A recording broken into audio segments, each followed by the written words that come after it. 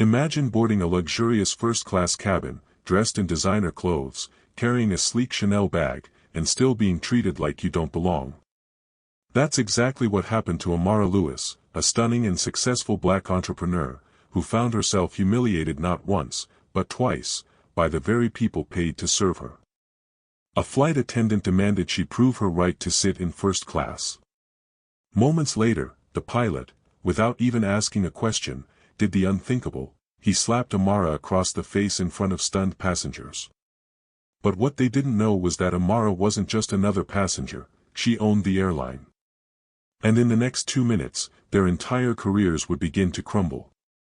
How did one woman turn a moment of public shame into a revolution that changed an entire industry forever?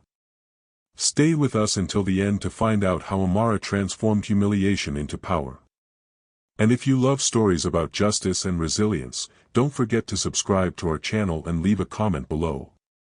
Amara Lewis walked gracefully down the aisle of the first-class cabin, her presence impossible to ignore. Her fitted navy blue pantsuit from Dior, paired with sleek black Louboutin heels and a soft leather Chanel handbag, spoke of quiet sophistication. Her honey brown skin glowed under the cabin lights, her curls pinned neatly back, and a diamond watch glinted on her wrist. Every detail of her appearance exuded success. But not everyone saw it that way. Bethany Miller, the flight attendant assigned to first class, watched Amara approach with a tightening jaw. She had spent years serving first-class passengers and had grown used to a certain type. To Bethany, Amara didn't fit. Without even a smile, Bethany stepped directly into Amara's path. "Excuse me, miss," Bethany said sharply. "First class is reserved for premium passengers. Economy is down the other way." Passengers nearby glanced up, their curiosity piqued. Amara, used to subtle slights but not open hostility, offered a poised smile. "I know," she replied, pulling out her boarding pass. "This is my seat, 2A." Bethany took the pass with a skeptical look, scanning it slowly as if she expected to find a forgery. Even after confirming it was authentic, she hesitated, her lips tightening. "Maybe there's been a mistake," she said coldly. "You don't seem the type we usually see up here." The word stung, but Amara had heard worse.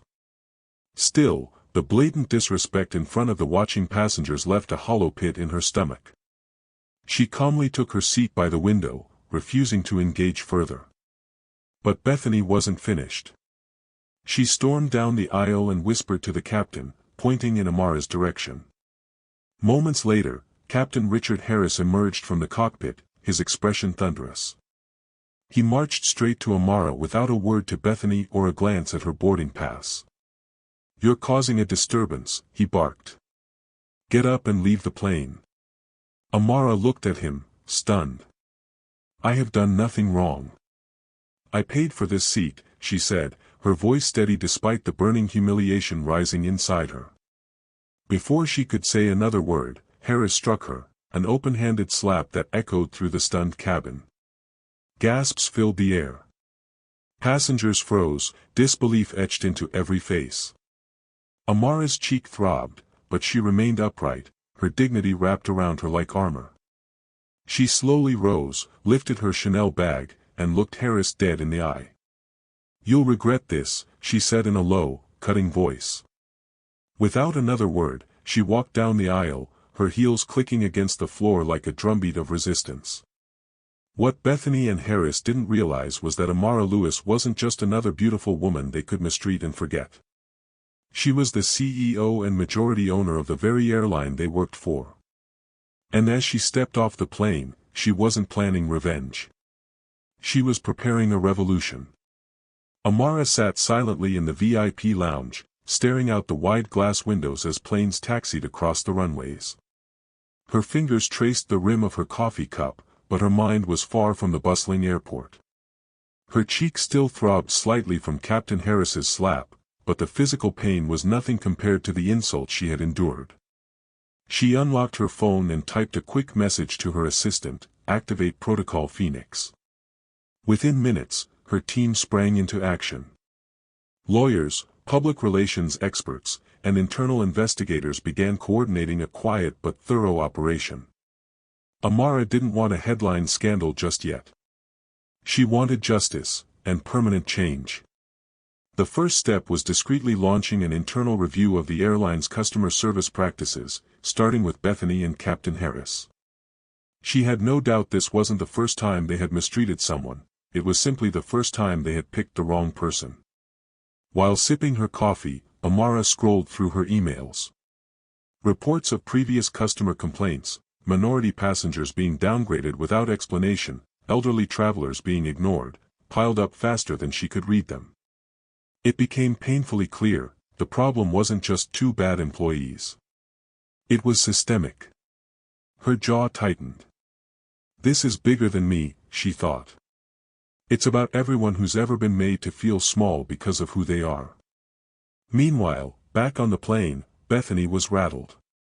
She hadn't expected the situation to escalate like this. She leaned against the galley wall, trying to shake off the nervous energy building inside her. Captain Harris, however, looked completely unfazed, laughing it off with the co-pilot as if slapping a passenger was no big deal. The rest of the flight was uneventful, but an uneasy tension lingered among the crew and passengers. Whispers filled the first-class cabin. Everyone knew what had happened. Some had recorded it on their phones. They were waiting to see what would come next. By the time the plane landed, an official email had already reached the airline's senior management. An immediate investigation was underway, ordered personally by the company's CEO, Amara Lewis. Bethany received a call to report to the corporate office first thing in the morning. Captain Harris was summoned to a meeting with the airline's legal team. Neither of them knew the full scope of what was about to hit them. As evening fell, Amara met privately with her executive board. She laid out a plan, calm but resolute. This isn't about one apology or firing two people, she said. We're going to rebuild this airline's culture from the ground up. No more looking the other way. No more silent discrimination. The executives, many of whom had worked with Amara for years, saw the steel in her eyes. They nodded, understanding this was not a battle they could afford to lose. For Amara, this was no longer personal. It was a mission. And it had just begun. The next morning, the atmosphere inside the airline's headquarters was electric with tension. Word had spread quickly that an internal investigation had been launched by the CEO herself. Employees who once boasted about being untouchable now whispered anxiously in hallways. Bethany sat stiffly in a sleek, glass-walled conference room, tapping her manicured nails against the table. She was dressed carefully, trying to appear professional, but her nerves betrayed her. Across from her sat two members of the company's legal team and an internal investigator, their expressions unreadable. "We are here to discuss a serious incident that occurred yesterday," one of the investigators began. "You are being asked to fully cooperate. Anything less will be considered obstruction." Bethany's throat tightened. She nodded mechanically, realizing for the first time just how serious the situation was. Meanwhile, in another part of the building, Captain Harris faced his own grilling. His arms were crossed defiantly over his chest as he sat across from the airline's senior counsel. "I was maintaining order," he said flatly. The woman was being disruptive. The lead investigator didn't flinch. "You assaulted a passenger without cause, Captain Harris. And that passenger wasn't just anyone. You assaulted the CEO of this airline." For the first time, Harris's smug expression faltered. His face turned an ashen gray as the weight of his actions began to sink in. While Bethany and Harris squirmed under scrutiny, Amara was already 2 steps ahead. In a private meeting with her leadership team, she presented a bold, sweeping reform plan. "We're not just fixing this incident," Amara said, her voice calm but commanding. "We're setting a new standard for how we treat people, our passengers, our employees, everyone." Her plan included mandatory cultural sensitivity and unconscious bias training for every employee, from top executives down to baggage handlers. A new anonymous reporting system would allow customers and staff to report discrimination without fear of retaliation. And a complete review of all past complaints would be conducted by an independent agency. The board approved the plan unanimously. Some did so out of genuine belief in Amara's mission. Others did so out of fear of public outrage if the truth ever leaked. Bethany and Harris, unaware of the storm gathering around them, still clung to hope that this would blow over. Bethany tried to convince herself that it had all been a misunderstanding. Harris muttered to colleagues that people were too sensitive these days. But neither of them understood who they were dealing with. Amara wasn't interested in temporary fixes or polite apologies. She was building a legacy. She wasn't just going to punish two people, she was going to change an entire system that had allowed people like Bethany and Harris to thrive unchecked. As Amara looked out over the city skyline from her corner office that evening, she knew the road ahead would be long and hard. But she was ready. Change wasn't coming. It had already begun. The investigation into Bethany and Captain Harris moved swiftly. Witnesses from the first-class cabin were interviewed one by one. Several passengers came forward with written statements, describing exactly what they had seen: the cold hostility from Bethany, the aggression from Harris, and the shocking slap that left everyone stunned. One passenger had even recorded part of the incident on their phone. Though the video was shaky, it clearly captured Harris striking Amara across the face, and the collective gasp of the cabin afterward. It was undeniable proof.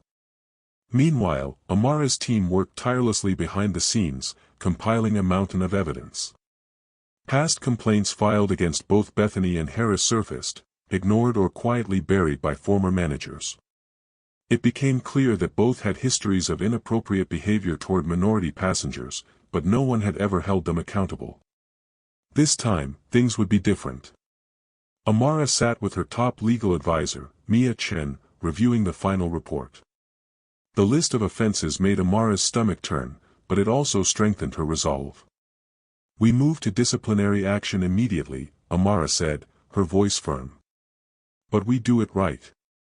Full due process. No shortcuts." Bethany was the first to be called back to the corporate office. She sat across from a panel of executives, her hands trembling slightly. She had rehearsed a speech in her head, blaming the misunderstanding on Amara's attitude or her own stress that day. But when the panel laid out the evidence, video footage, witness testimony, and prior complaints, Bethany's excuses crumbled. She saw, perhaps for the first time, the undeniable truth of her behavior. "You didn't just question a passenger," the lead executive said. "You judged her based on her appearance. You treated her as if she didn't belong." Bethany had no defense. She was suspended immediately without pay, pending a mandatory retraining program that would determine if she could ever return to her position. Captain Harris's meeting was even harsher. "You committed physical assault against a passenger," the chief legal officer said bluntly. "You abused your authority and endangered the reputation of this company." There would be no second chances for Harris. His employment was terminated effective immediately, and a report would be filed with the FAA, potentially ending his flying career altogether. As the news of Harris's firing quietly circulated through the company, employees buzzed with mixed emotions: shock, fear, and a cautious sense of hope. For too long, many had stayed silent, afraid to speak up about the toxic culture. Now, they realized things were truly changing. Amara didn't celebrate. She wasn't interested in personal victories. She knew real reform required more than a few firings. It required a deep, uncomfortable reckoning with the airline's values, its people, and its future. And she was just getting started. From her office window, Amara watched the sun sink below the horizon, painting the sky in hues of orange and gold. It wasn't the end of the fight. It was only the beginning of a new era.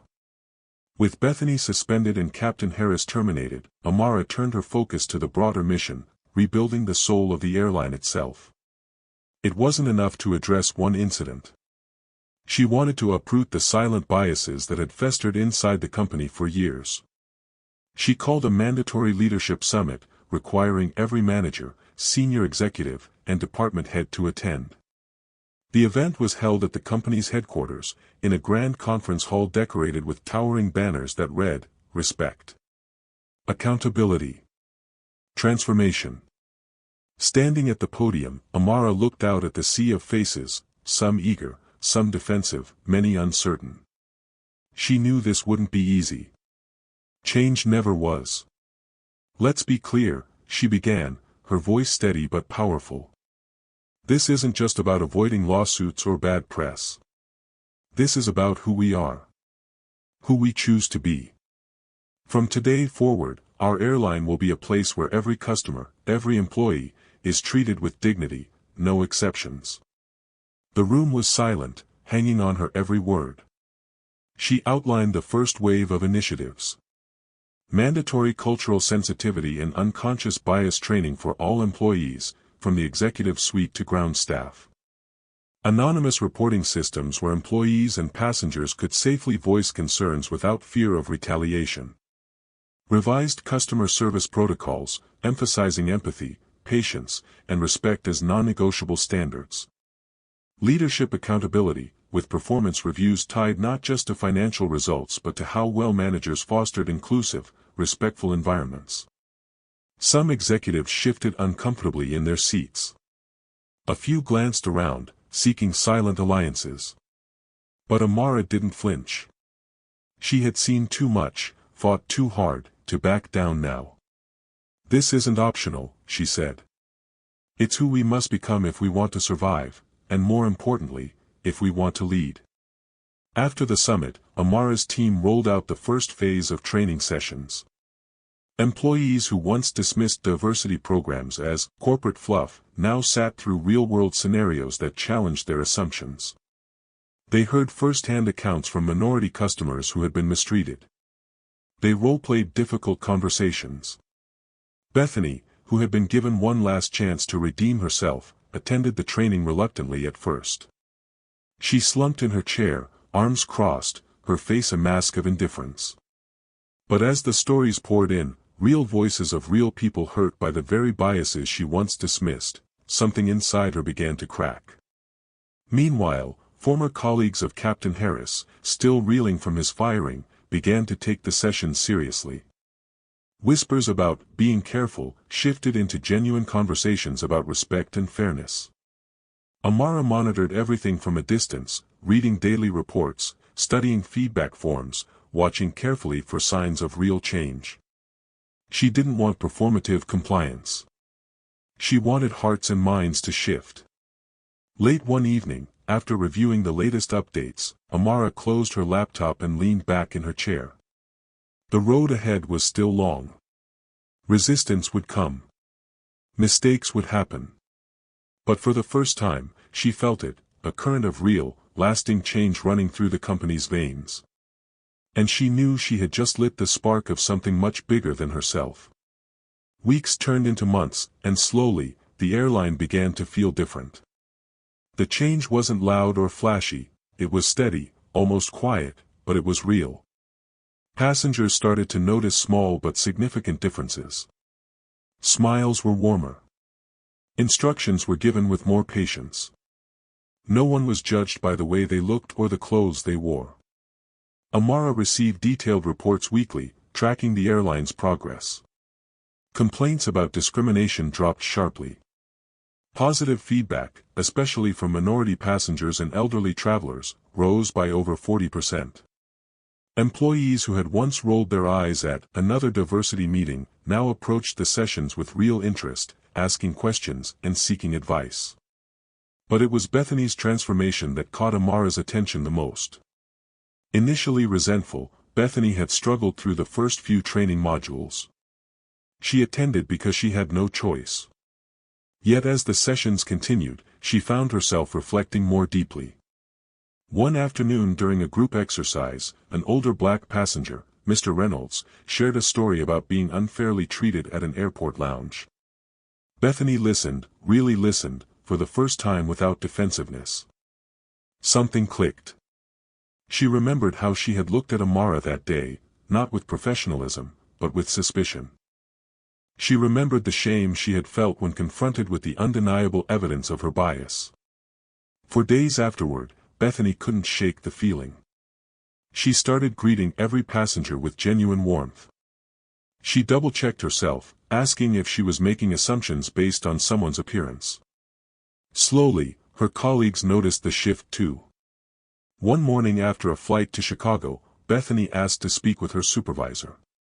Standing nervously by the service desk, she said, "I need to apologize, to Amara Lewis, but also to every passenger I ever judged unfairly." Her supervisor nodded, moved by the sincerity in her voice. Meanwhile, the cultural shift reached the leadership levels as well. New hiring practices were put in place, ensuring a more diverse and inclusive workforce. Promotions were no longer based solely on seniority or connections, but on leadership ability, empathy, and fairness. In training sessions for new pilots, Amara introduced a groundbreaking module called Leadership Through Respect. Former colleagues of Captain Harris, who once saw strength as brute authority, now taught incoming pilots that true leadership came from patience, understanding, and accountability. The changes weren't just internal. Customers noticed. Travel blogs and forums began mentioning the airline's exceptional service. Families, solo travelers, businesspeople, they all reported a more welcoming, respectful atmosphere. One evening, Amara received a handwritten letter from a passenger. It read, "For the first time in years, I traveled without feeling invisible. Thank you for making me feel like I belong." Amara held the letter for a long time, letting its simple words sink deep into her heart. She smiled, knowing that real change wasn't measured in press releases or public accolades. It was measured one person at a time, one experience at a time, until it built into something unstoppable. The revolution she had started was no longer hers alone. It belonged to everyone now. The final milestone in Amara's vision came on a bright spring morning when the airline hosted its first company-wide Unity Summit. Hundreds of employees gathered at the main headquarters, flight attendants, pilots, ground staff, executives, all wearing navy blue polos embroidered with a new slogan, "Fly Fair, Fly Proud." Amara stood backstage, taking a moment to absorb the sight before her. It had been a grueling journey, weeks of painful confrontations, uncomfortable truths, difficult decisions. But today, the air buzzed with a different energy, hope, pride, and genuine unity. The summit opened with testimonials from employees who had embraced the change. Bethany, now a different woman from the one who had humiliated Amara months ago, bravely stepped onto the stage. She spoke with emotion, her voice steady but sincere. "I was blind to my own biases," Bethany admitted. "But thanks to this journey, I've learned that true service means treating every human being with dignity and kindness. I'm not proud of who I was, but I'm proud of who I'm becoming." The room erupted in applause, not polite clapping, but real, heartfelt appreciation. Amara watched from the wings, a soft smile on her face. She knew how much courage it took to stand up and admit your mistakes in front of everyone. Later, Captain Harris's former co-pilot, now head of the pilot training program, shared his own reflections. He described how the culture of arrogance had shifted to one of humility and empathy. New pilots were being taught that authority wasn't about control, it was about responsibility. Amara's heart swelled with pride as employee after employee took the stage, not just echoing her words, but embodying the values she had fought for. Respect, fairness, and dignity weren't just written in the handbook now, they lived in the way people spoke, served, and led. When it was finally her turn, Amara stepped onto the stage, greeted by a standing ovation. She paused, her eyes scanning the crowd, remembering the humiliation that had once burned her on a flight not so long ago. "I started this journey because of pain," Amara said, her voice clear and strong. "But we're standing here today because of hope.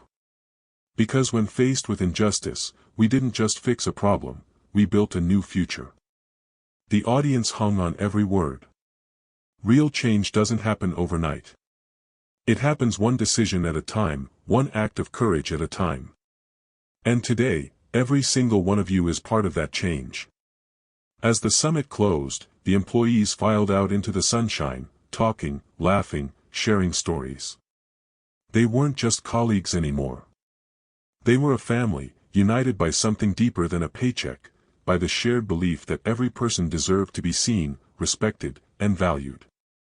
Amara stayed behind for a moment, standing alone on the stage. She closed her eyes, breathing in the moment. This was what victory looked like, not in headlines, but in hearts changed forever. And she knew, deep down, that the real journey was just beginning. True change starts when we refuse to stay silent in the face of injustice.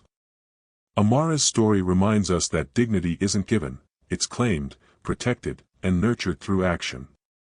Even when faced with humiliation and prejudice, she chose not revenge but transformation, building a culture where respect and fairness are no longer optional but essential.